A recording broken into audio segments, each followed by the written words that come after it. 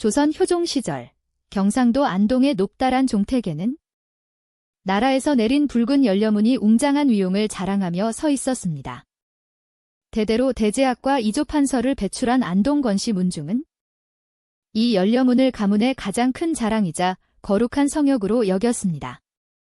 그러나 정결함의 상징인 그 연료문 뒤편에는 차마 사람의 입으로 담지 못할 참혹하고 추악한 피비린내가 진동하고 있었습니다.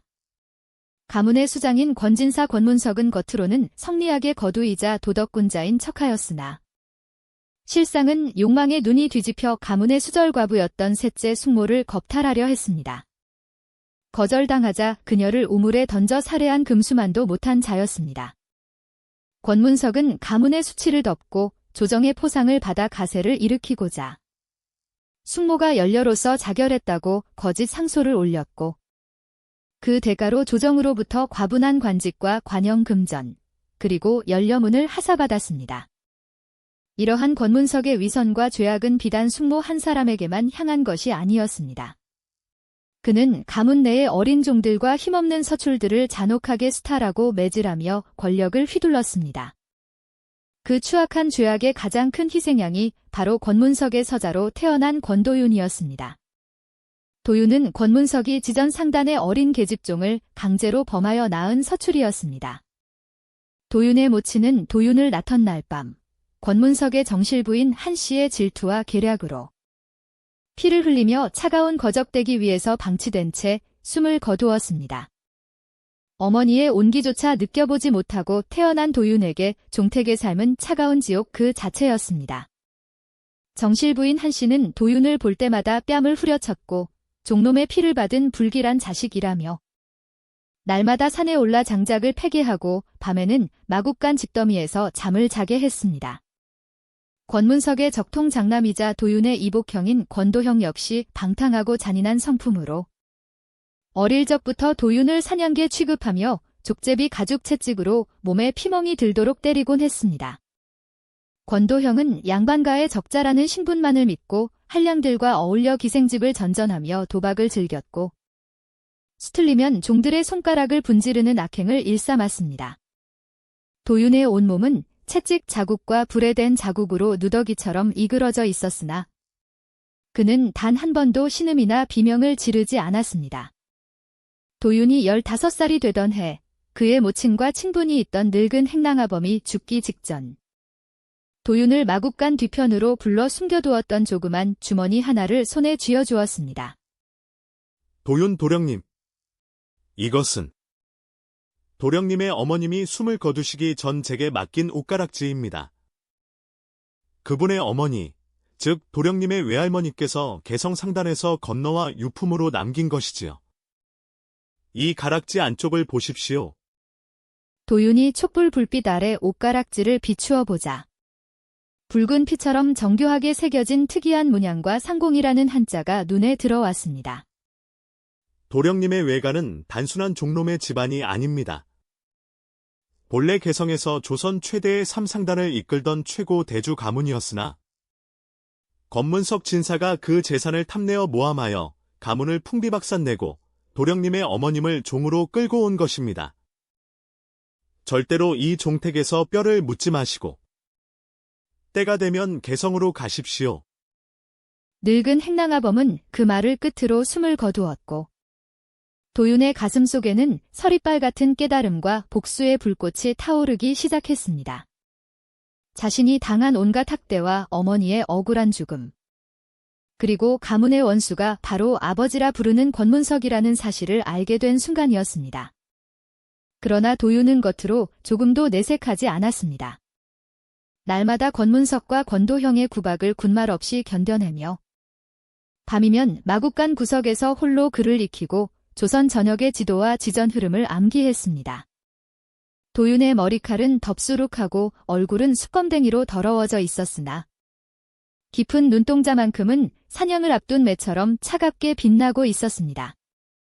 세월이 흘러 도윤이 21살이 되던 해 안동권씨 종택에 거대한 재앙이 들이닥쳤습니다.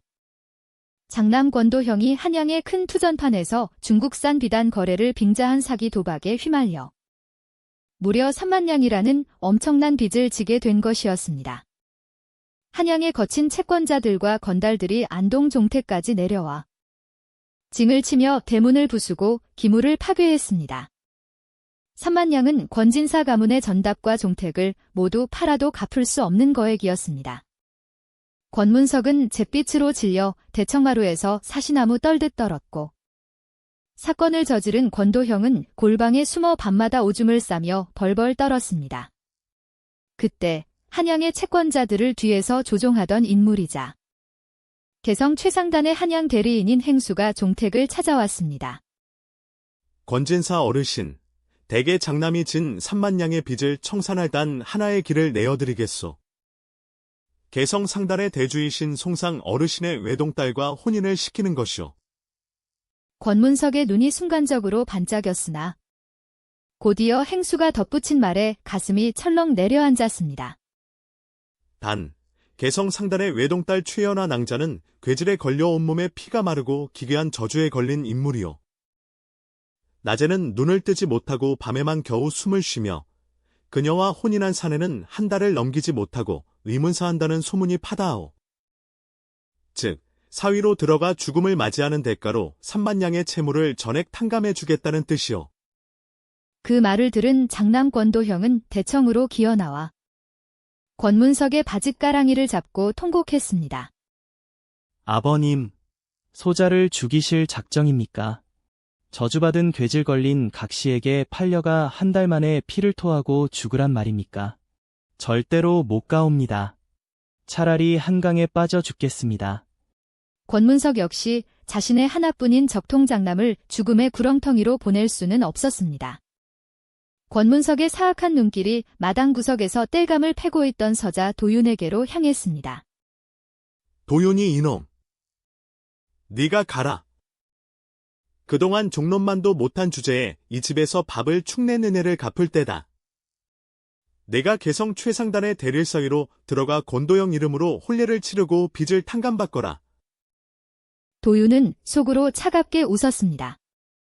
드디어 원수들의 손으로 직접 자신을 어머니의 고향이자 외가의 원한이 서린 개성으로 보내주는 기회가 찾아온 것이었습니다. 도윤은 가식적으로 고개를 숙이며 억울한 척 목소리를 떨었습니다.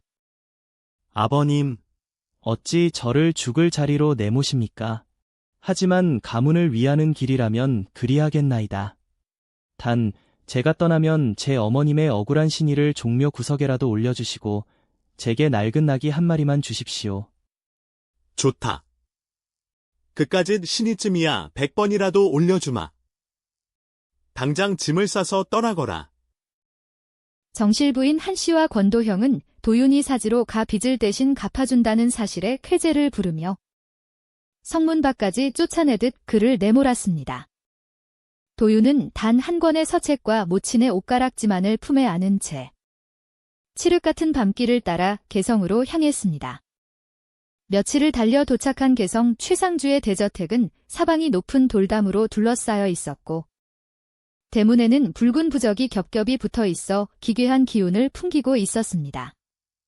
혼례는 하객 하나 없이 어두운 사당에서 등불 몇 개만을 밝힌 채 비밀리에 진행되었습니다. 면사포를 쓰고 앉아있는 신부 최연아는 손가락 하나 움직이지 않았고 그녀의 몸에서는 차가운 한기와 함께 묘한 한약재 냄새가 풍겨나왔습니다. 혼례가 끝나고 마침내 붉은 비단으로 장식된 신방의 문이 굳게 닫혔습니다. 은촛대 불빛만이 아슬아슬하게 흔들리는 가운데 신부 최연아가 천천히 면사포를 벗었습니다. 연화의 얼굴은 소문대로 기괴함 그 자체였습니다. 양뺨과 이마에는 검푸른 줄기가 핏줄처럼 솟아올라 있었고 눈동자는 붉게 물들어 사람의 눈이라 보기 힘들 정도였습니다. 연하는 차가운 눈빛으로 도윤을 노려보며 품속에서 날카로운 은장도를 꺼내어 도윤의 목에 겨누었습니다. 죽기를 작정하고 들어온 사내여. 내 놈도 저 탐욕스러운 권진사 가문의 적자놈이냐? 3만 냥의 금전에 영혼을 팔아 저주받은 내 시신 곁에서 한 달을 버티다 죽어나갈 놈이로구나. 연화의 목소리는 쇠가 긁히는 듯 섬뜩하고 거칠었습니다. 이전에 들어왔던 대릴사위들은 이 모습과 목소리에 기절하거나 오줌을 싸며 비명을 질렀습니다. 그러나 도윤은 눈 하나 눈동자 하나 흔들리지 않았습니다. 도윤은 오히려 연화의 목에 겨누어진 은장도를 손으로 살포시 잡아 아래로 내렸습니다. 낭자, 목에 칼을 겨누는 손이 차갑게 떨리고 있어. 그리고 내 이름은 권진사의 적자 권도영이 아니라 그 가문에서 매질당하고 버려진 서자 권도윤이요. 연화의 눈동자가 흔들렸습니다. 서자라니. 권진사 놈이 나를 속이고 서자를 보냈단 말이냐? 속인 것이 맞소. 하지만 나 역시 그 가문의 목숨을 구걸하러 온 것이 아니오. 낭자, 뺨에 나타난 그 검푸른 줄기는 저주가 아니오. 희귀한 독초인 독삼의 중독 증세이지요. 연화가 깜짝 놀라 뒤로 물러섰습니다. 도윤은 어릴 적 의서를 독학하며 약초의 성질을 완벽히 파악하고 있었습니다. 독삼은 조금씩 복용하면 몸을 마비시키고 피부에 검푸른 반점을 일으켜 죽음에 이르게 하지만 극미량을 오랜 시간 복용하면 도리어 외인의 독을 막는 비방이 되기도 하지요. 낭자, 누군가 낭자에게 매일 밤 이 독을 먹이고 있어. 낭자는 저주에 걸린 것이 아니라 이 집안 내부의 누군가에게 천천히 살해당하고 있는 것이오. 도윤의 단호하고 명쾌한 지적에 연화에 얼어붙은 눈동자에서 마침내 거친 경계심이 허물어졌습니다. 도윤은 품속에서 모친의 옷가락지를 꺼내어 연화에게 보여주었습니다. 그리고 또 하나, 이 가락지를 아시오. 옷가락지 안쪽에 새겨진 피빈 문양을 본 연화는 비명을 지를 뻔하며 두 손으로 입을 막았습니다. 이것은 30년 전 행방불명된 개성 최고 대주상공 가문의 정통 인장. 당신이 어찌 이 가락지를 가지고 있단 말입니까? 나의 외가가 바로 그 상공 가문이요. 권문석의 간계로 파멸당하고 쫓겨난 그 가문의 피가 내 몸에 흐르고 있어. 낭자, 당신을 죽이려는 자와 내 어머니를 죽인 자는 뿌리가 같을 것이오. 나에게 당신의 목숨을 고칠 기회를 주시오. 그리고 힘을 합쳐 이 어둠을 걷어냅시다. 도윤의 진실하고 단단한 눈빛을 바라보며 연화는 태어나 처음으로 마음 깊은 곳에서 거대한 안도감을 느꼈습니다. 수년간 자신을 감싸고 있던 기괴한 저주의 가면 뒤에서 홀로 외롭게 울어야 했던 연화가 비로소 진정한 구원자를 만난 순간이었습니다. 연화는 은장도를 거두고 도윤 앞에 무릎을 꿇었습니다. 도윤 도령, 나를 이 지옥에서 구해주시오. 도윤은 연화의 손을 따뜻하게 잡았습니다. 두 사람은 그날 밤 신방의 은촛대 불빛 아래서 서로의 상처를 확인하고 가문의 원수들을 향한 거대한 반격의 판을 짜기 시작했습니다. 그러나 그들의 첫걸음 앞에는 연화에게 독을 먹여온 집안 내부의 사악한 음모와 3만냥의 빚을 빌미로 개성 상단을 삼키려는 거대한 어둠의 세력이 가로막고 있었습니다. 연화에게 독삼을 먹여온 집안 내부의 범인을 잡는 것은 그리 오래 걸리지 않았습니다. 도윤은 신방에 들어온 첫날부터 연화가 마시는 약탕과 밤마다 올려지는 찬물을 유심히 관찰했습니다. 연화의 수발을 들던 늙은 찬모가 매일 밤 특정 향나무를 태운 연기를 방 안에 피우고 찻잔에 미량의 검은 가루를 섞는 것을 포착한 것이었습니다. 도윤은 밤중에 몰래 찬모의 뒤를 밟아 그녀가 대문 밖에서 개성 상단의 집사인 류 집사와 비밀리에 돈을 주고받는 현장에서 덮쳤습니다. 류 집사는 최상주가 병석에 누운 틈을 타 개성 상단을 독차지하려 했던 사악한 자였습니다. 류 집사는 연화에게 천천히 독을 먹여 괴질에 걸린 것처럼 위장한 뒤 대릴사위들을 들여 의문사시키고 최상주의 재산을 소송으로 빼앗으려 했던 것이었습니다. 도윤은 상단의 거친 일꾼들을 시켜 류 집사와 찬모를 그 자리에서 포박하고 그들의 처소에서 연화에게 먹인 독약과 비밀 간통 장부를 증거로 확보했습니다. 병석에 누워있던 최상주는 이 참혹한 진실을 알고 분노하여 류 집사를 관아에 고발하고 관직을 박탈당하게 했습니다. 자네가 아니었다면 내 딸려나는 목숨을 잃고 이 상단은 간신들의 손에 넘어갈 뻔했네? 도윤군, 자네는 내 딸의 목숨을 구한 은인이자 이 상단의 진정한 구원자이네. 최상주는 그 자리에서 상단의 모든 권한을 담은 대주인장을 도윤에게 넘겨주었습니다. 도윤은 그날부터 연화에게 독삼의 독을 해독하는 특효 약재를 매일 다려 먹였습니다. 도윤의 정성 어린 간호와 해독 약재 덕분에 연화의 얼굴을 덮고 있던 검풀은 반점이 며칠 만에 깨끗이 사라졌습니다. 저주의 가면이 벗겨지자 드러난 연화의 모습은 마치 봄날의 자두꽃처럼 눈부시게 맑고 우아한 천하절색의 용모였습니다. 도윤과 연화는 신뢰를 넘어 서로를 향한 깊은 애정을 확인하였고 마침내 진정한 영혼의 부부로 거듭났습니다. 두 사람은 연화의 뛰어난 상업적 식견과 도윤의 비상한 지략을 합쳐 개성상단을 개혁하기 시작했습니다. 도윤은 상단의 투명한 출납 시스템을 구축하고 가난한 신만이들과 직접 계약을 맺어 유통 단가를 낮췄으며 청나라 상인들과의 독점 무역권을 따내어 불과 1년 만에 상단의 재산을 3배 이상 늘렸습니다. 개성 사람들은 도윤을 개성의 청년거상지라 부르며 칭송했습니다. 그러나 도윤의 가슴 속에는 여전히 어머니의 억울한 한과 안동권씨 종택의 추악한 죄악을 처단해야 한다는 거대한 목표가 서려 있었습니다. 도윤은 침묵 속에서 사태를 관망하며 권진사 가문이 스스로 무너지기를 기다렸습니다. 한편 안동권씨 종택의 상황은 날이 갈수록 비참해지고 있었습니다.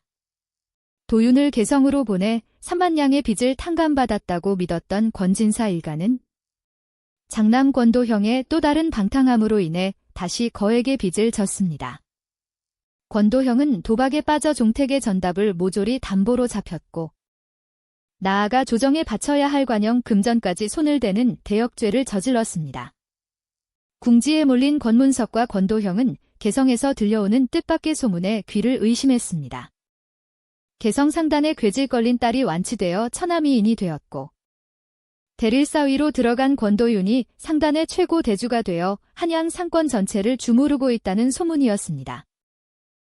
뭐라? 죽으라고 보낸 그 서자놈 도윤이가 개성상단의 거상이 되었다고? 게다가 그 각시가 천하절색이란 말이냐? 아버님, 그 자리는 원래 제 자리였습니다.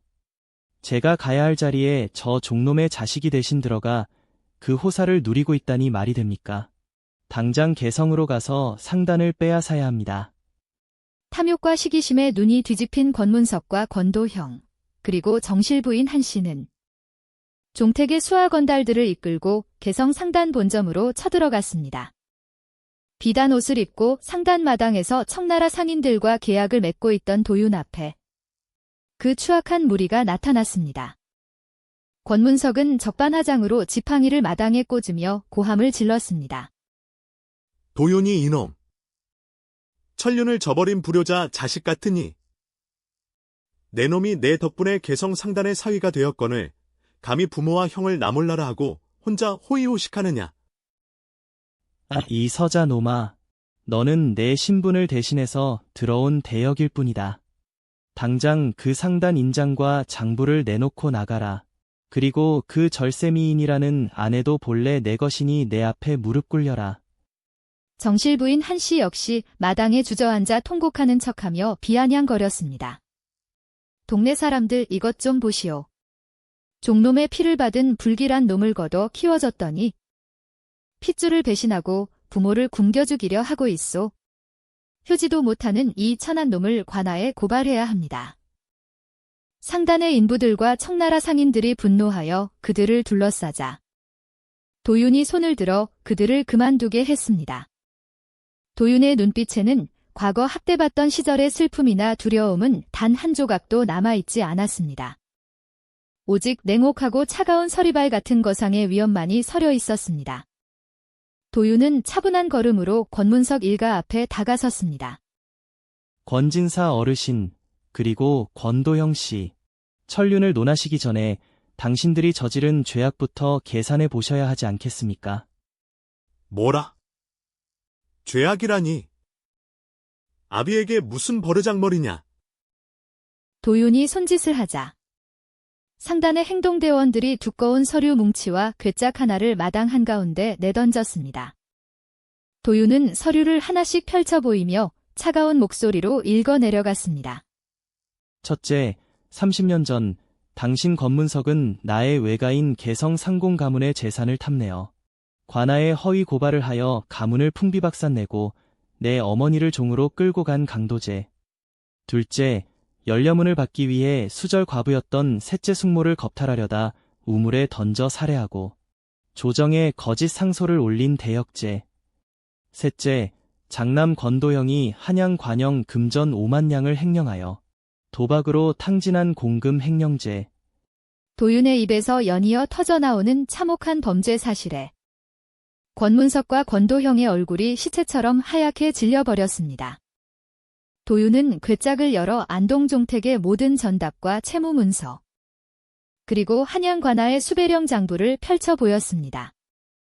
당신들이 진 모든 빚과 채무문서는 내가 이미 한양 상권을 통해 모조리 사들였소.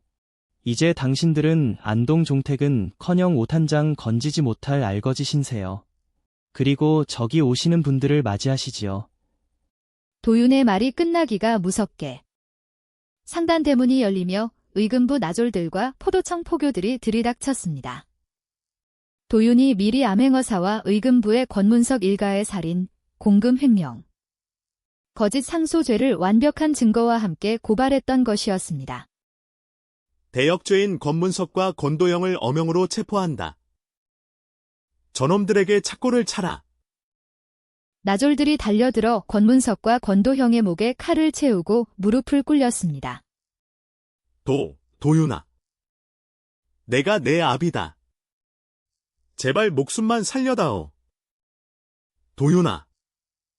아우님, 제발 구해 주십시오. 다시는 안 그러겠습니다.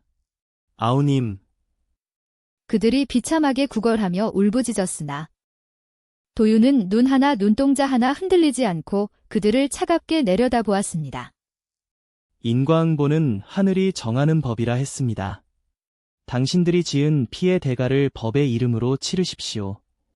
권문석과 권도형은 의금부로 끌려가 추국을 받은 끝에 사형과 유배형에 처해졌고 정실부인 한씨는 모든 재산을 몰수당하고 저작거리에서 구걸하는 신세로 전락했습니다.